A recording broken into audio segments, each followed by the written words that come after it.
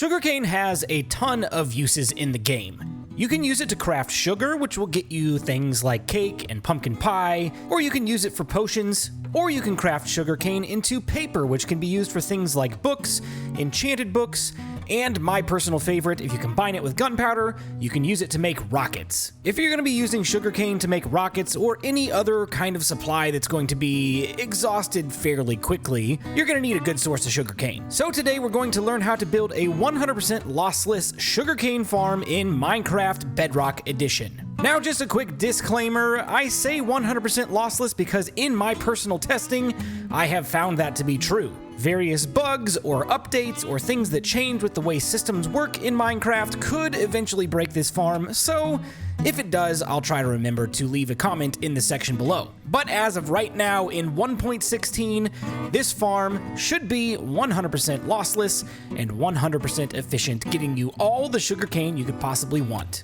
The footprint on this design is not too small, but it's also not overly large.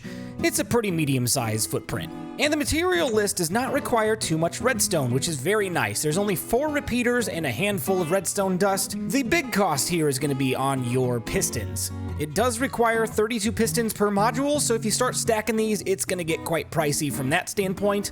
But other than that, it's not too bad. To start out, we're going to find the center point this direction, which is right here, and we're going to move back 1 block and to the left and count 8. 1, 2, 3, 4, 5, 6, 7, 8 pieces of sand, and we'll repeat that on the other side as well. Then we're going to go ahead and place a block on the back side here to block the water stream, which we'll go ahead and place down right there, and allow that water to flow all the way to the end, which water only flows 8 blocks, so it will naturally stop right at the end of this lane. Next, we're going to take 1 single chest and put it underneath the floor, and then we're going to break this piece of glass and replace it with a hopper. Next, we're going to take our sugarcane and plant it all the way down the row, 8 on each side, so that we have a total of 16 sugarcane stalks to grow. And then we're going to place temporary blocks on top of this one and go back 2 just like that and break those and repeat the same thing on the other side. Off the front of these temporary blocks, we're going to go ahead and put a piston here and run a row all the way down. What this is going to do is break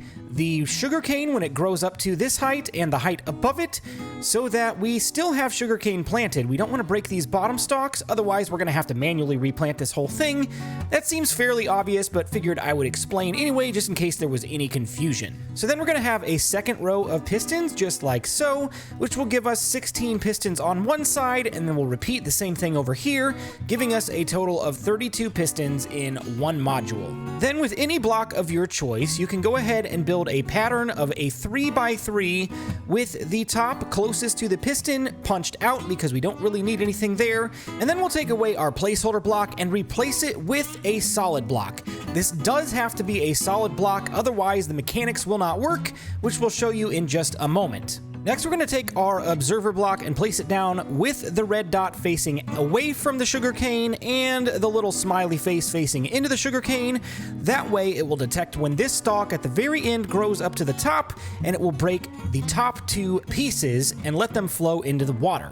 A problem that you can run into with this particular design is that the sugarcane will grow in front of the observer, which will trigger a signal, and you'll also get a signal from the piston going forward and back, which will continue to pulse it a couple of times. We want to try to avoid that. We're going to have a repeater in the output of the observer on 1 tick, with a repeater into the side of this repeater on 4 ticks. Then we're going to take a redstone line and run it in a circle just like that.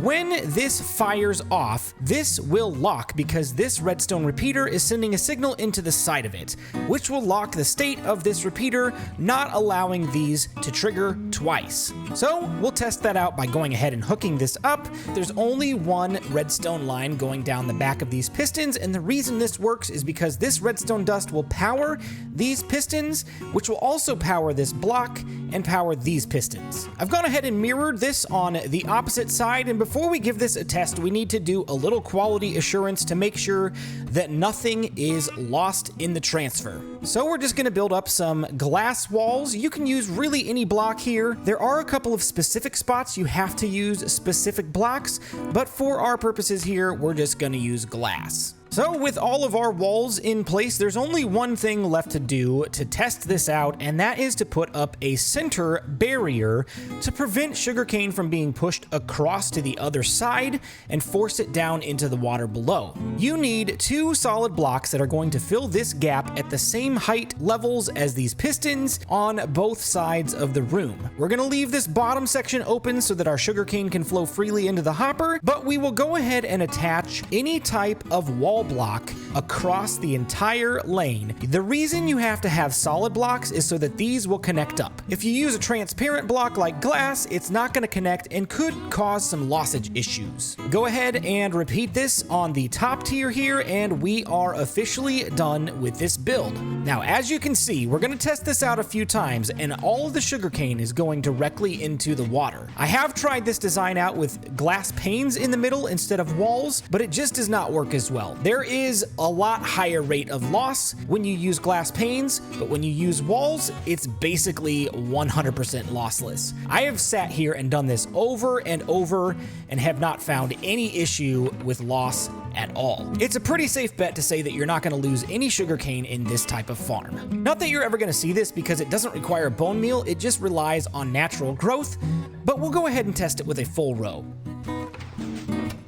And as you can see, every last piece of sugarcane made its way down into the water. There is none sitting on the sand. We have not lost a single piece. So I hope you found this tutorial enlightening and helpful and easy to build, that you might just give it a try in your own Minecraft worlds.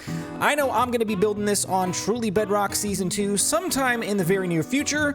We're going to need a lot of sugarcane so I can stop paying for rockets all the time. So if you've got feedback for me, I would love to hear it in the comment section below. But thank you so much for watching, and have a fantastic day.